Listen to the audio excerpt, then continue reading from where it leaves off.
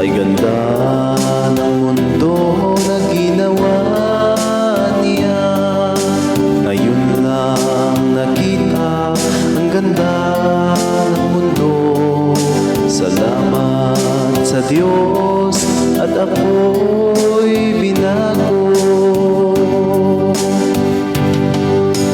Nang tanggapin ko si Jesus, aking Diyos, nagbago ang lahat sa buhay ko.